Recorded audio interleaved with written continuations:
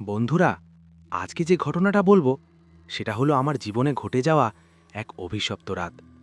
আমি রাজদীপ মল্লিক। তোমাদেরকে আজ ওই রাতের ঘটনাটা শোনাবো। তখন ঠিক আমি ক্লাস 9-এ পড়ি।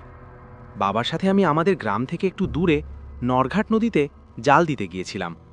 পরিবার আমাদের বেশি বড় না, মা বাবা আর আমি, কিন্তু খুব অভাব ছিল আমাদের পরিবারে। নদীতে জাল দেওয়ার জন্য ঠিক রাত তখন 2:20 বাজে। আমি আর আমার বাবা বেরিয়ে পড়লাম জাল নিয়ে। একটা টর্চ আর দাদুর আমলে গুছিয়ে রাখা একটা পুরনো জাল। জালটা খুব ভারী ছিল, তাই বাবা ব্যাগে করে সাইকেলের হ্যান্ডেলে ঝুলিয়ে নিল আর আমাকে টর্চটা দিয়ে বলল, বস পেছনে। আমি তখন ছোট, মাত্র 9-এ পড়ি।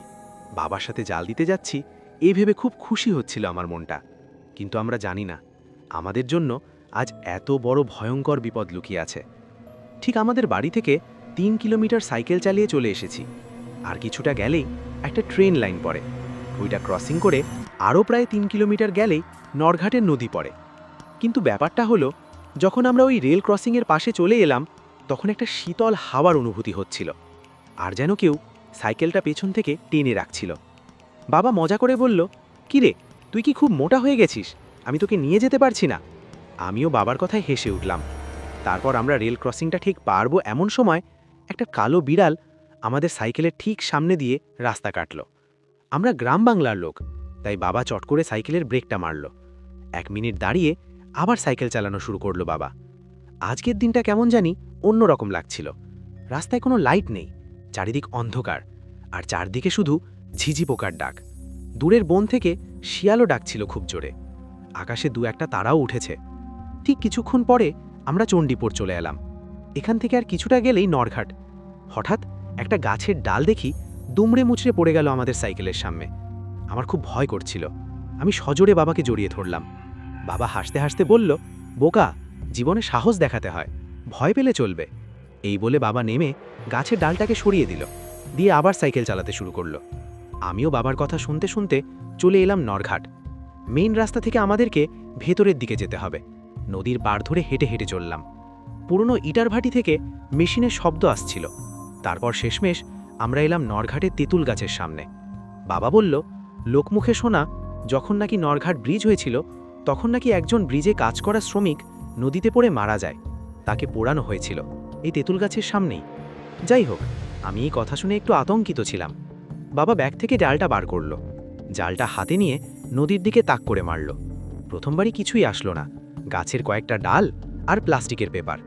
তারপর বাবা প্রণাম করে আবার মারল, একটু সাইডের দিকে। একটুক্ষণ রাখার পরে যেই বাবা টানতে যাবে, বাবা বলে উঠল, বেঁধেছে, বেঁধেছে, মাছ বেঁধেছে।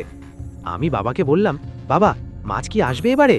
বাবা মাথা নেড়ে বলল, মাছকে তো আসতেই হবে, আমি কি আর আজকের জালি? এটা শুনে আমি চট করে ছুটে গেলাম তেঁতুল গাছের সামনে পড়ে থাকা ব্যাগটা আনতে। ব্যাগটা নিয়ে আসবো, আমি দেখি একটা মাথায় একটা টুপি পরা লোক, তার একটা পা ভেঙে গেছে, ঠ্যাঙিয়ে ঠ্যাঙিয়ে নদীর দিকে নেমে যাচ্ছে। আমি না দেখার ভান করে ব্যাগটা নিয়ে এলাম বাবার পাশে। বাবা বলে উঠল, এবার জালটা খুব ভারী লাগছে, কি বেঁধেছে বলো দেখি? আমি কিছু বললাম না, বসে বসে ওই কথাটাই ভাবছিলাম।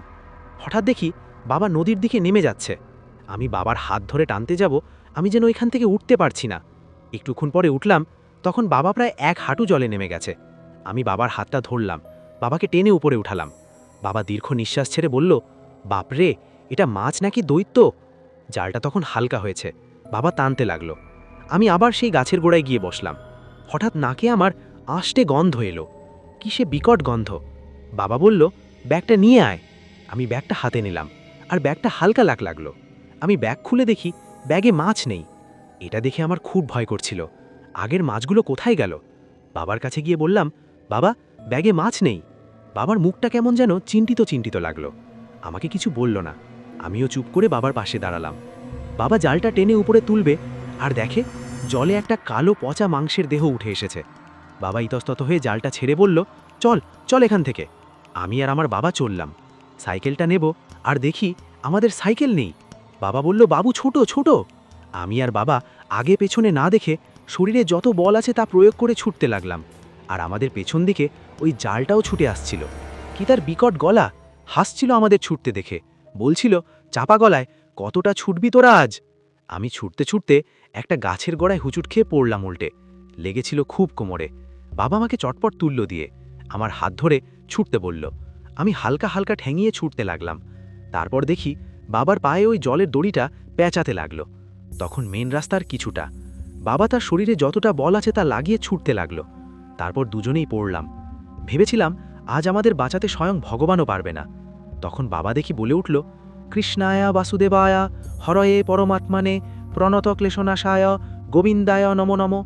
বলার পরেই দেখি দড়িটা খুলে চলে গেল নদীর দিকে। তারপর উঠে দাঁড়ালাম, আকাশের দিকে তাকিয়ে ভগবানকে ধন্যবাদ জানাই।